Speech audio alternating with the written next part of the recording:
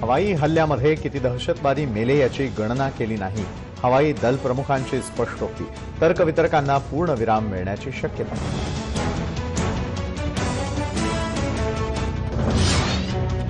शांततेच्या नोबेल पुरस्कारासाठी मी पात्र नाही. पाकिस्तानचे पंतप्रधान इम्रान खान यांचं ट्विट.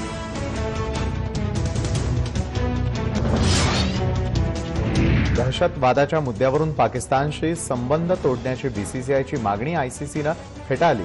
या प्रकरणी भूमिका घेणं आयसीसीच्या कार्यकक्षेत येत नसल्याचं केलं स्पष्ट.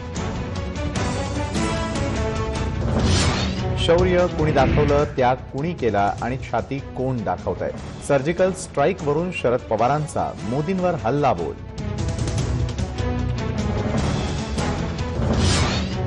दानवे खोतकर वाद मिटवण्यासाठी मुख्यमंत्र्यांची शिष्टाई यशस्वी. चर्चा समाधानकारक होऊन दोघांमधील वाद संपल्याची माहिती.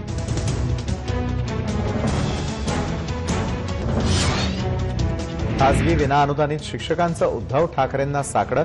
महापालिका आयुक्तांचा शाळांना अनुदान देण्यास नकार. शिक्षकांची भेट न घेताच उद्धव ठाकरेंचा काढता पाय.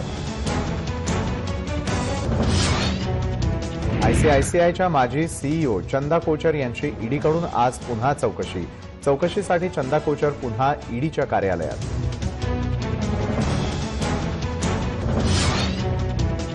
चारित्र्याच्या संशयावरून पत्नी आणि मुलाला विहिरीत ढकलून केली हत्या.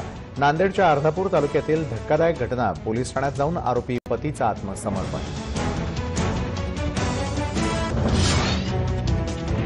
चंद्रपूरच्या ताडोबा अंधारी व्याघ्र प्रकल्पात आढळला काळा बिबट्या. काळा बिबट्याचा व्हिडिओ सोशल मीडियात व्हायरल.